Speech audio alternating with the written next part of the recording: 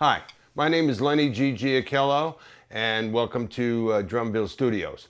What I refer to what I'm going to be doing is the nuts and bolts of drumming, creating a strong foundation for drummers, and to understand the beginning of all this, which of course is holding the sticks properly and understanding how to practice properly. What am I going to do to begin to get my wrists and my hands working properly?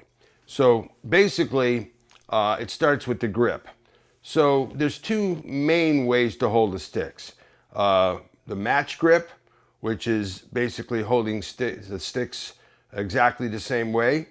You're holding the stick on the first joint of the index finger with the thumb directly across on the other side, first joint of the index finger. That way you'll have a little opening here. You have 3 fingers left. Those are curved under and around the stick. Even the pinky is in contact with the handle of the stick. And you want to have a little bit of the stick sticking out, an inch approximately, something like that. Maybe a little more, a little less, depends on your hand size and stuff like that. But basically about an inch, okay? And of course, the left hand is identical. So that's how it looks from underneath. The other thing is you want the butt end of the stick to lie in the lifeline area. We have this big line that comes around our palm. I refer to it as the lifeline. And basically you're trying to keep the stick right there.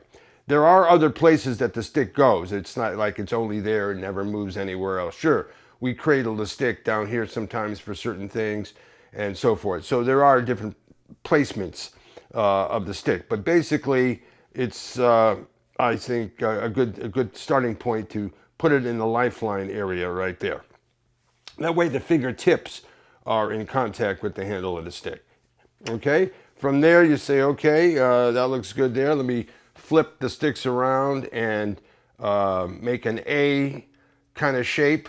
An A shape on my snare drum pad. And when I do that, I want to examine my hands to make sure that, you know, the grip is perfect. Because think of it, the better you hold the sticks and the more comfortable you are, everything's going to feel and sound better. So naturally, the grip position is vital to many things. So you want to have the stick in a nice alignment with the index knuckle, the shaft of the stick, and the thumb is on the side and the fingers are hiding. I always tell everybody the fingers are hiding. You don't want the thumb on top. There is a legitimate thing going on with the thumb on top, but we don't care about that right now. We want to keep the main match grip position with the thumbs on the side and the fingers hiding, okay?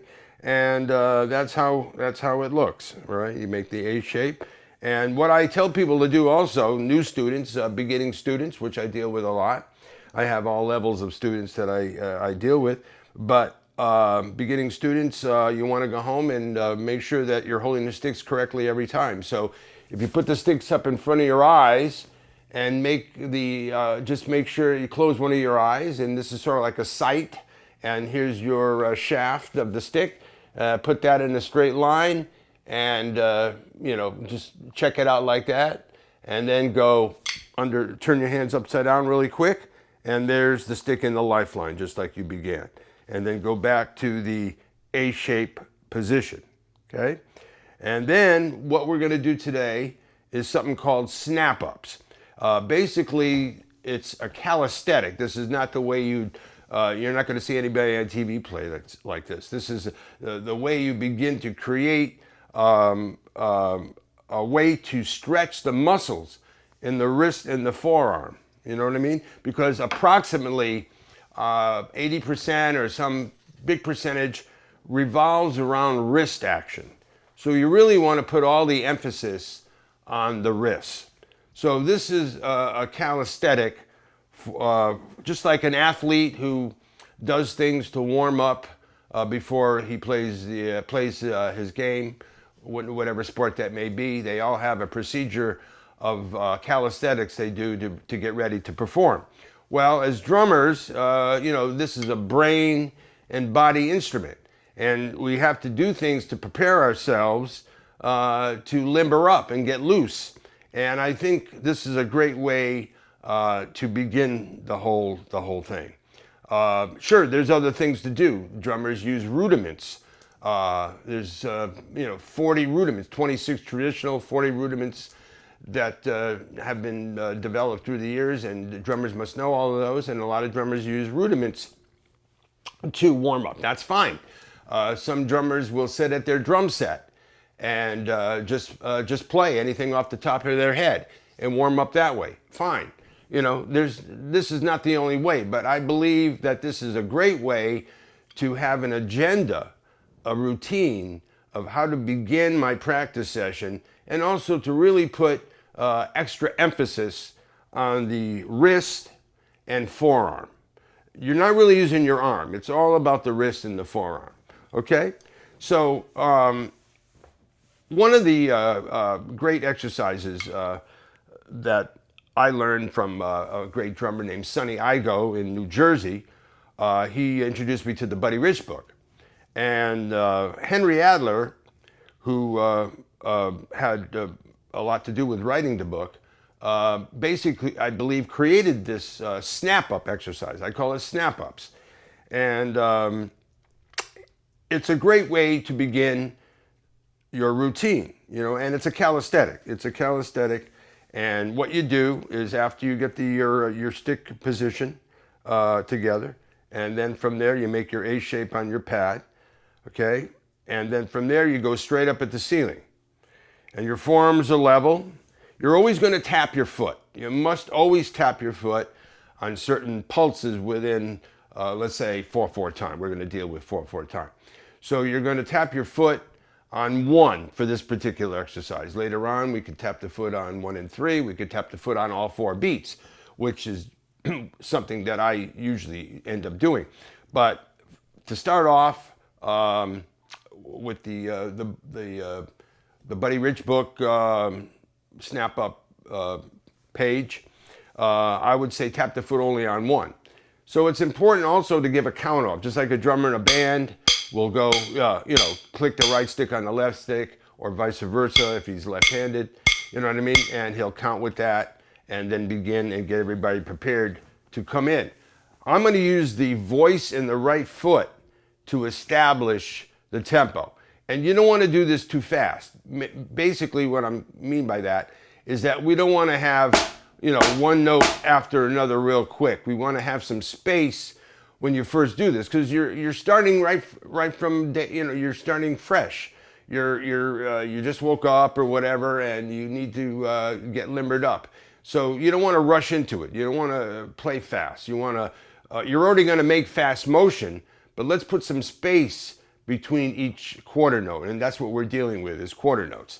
So the time signature is at 4/4. The foot will be on 1 when I count it off, and then it'll be with the right hand on 1. Then it'll be with the left hand on the second measure on 1, and so forth and so on. And this would be a 4-bar line. Also, we could call it a 4-bar phrase. And we could do it, I'm going to do it a couple times here, but at home I suggest maybe 8 or 10 times or something like that would be good. It doesn't take long. You don't want to spend, you don't have to spend hours on this, but this is something that you would do for a few minutes and begin to get loose, So from here, I'm going to start with the sticks pointing up at the ceiling. Now I'm holding the sticks firmly. I'm not holding them tight. Tight is not something you want. Firm is fine. This is the only exercise I believe, and calisthenics that are another thing that I do that's similar to this, that you would hold the sticks very firmly, but not tight. And then later on, you have other ways of grip, pressure. You hold the sticks loose or medium, depending on what you're doing. But you end up doing, different pressures of your hands and fingers. But basically, with this particular thing, you're always using a firm grip, but not tight. Okay, so back to the A shape, up at the ceiling, okay? And notice that when I go down to make the stroke, the stick is going to move away from my hand ever so slightly because I'm not squeezing. But when I return to the upstroke position, the stick is lying right against the lifeline. That way I'm forcing more extra activity on my wrist. And that's the whole purpose of it. So here's how you begin to do the first step to this. So count off. 1, 2, 3, 4. 1, 2, 3, 4. Left comes in with the foot. 1, 2, 3. Go back to the right. Third bar. 1, 2, 4. And left hand, right foot on 1, 2. And then go back to the beginning right away. 1, 2, 3. Nice and quick. Your wrist can only go so high in a straight line, but that's how much you want it to go, you know, all the way back. 2, 3, and one more measure would be fine. 1, 2, 3, 4. And when I finish, both sticks are pointing up at the ceiling just the way I began. So that's the match grip. And then there's other exercises in the Buddy Rich book where you would have 3 more exercises pertaining to the same thing. One is in 3-4, then you got 2 bars of rights, 2 bars of lefts in 4-4, and then 2 bars of rights, 2 bars of lefts in 3-4. But basically, it's the same procedure.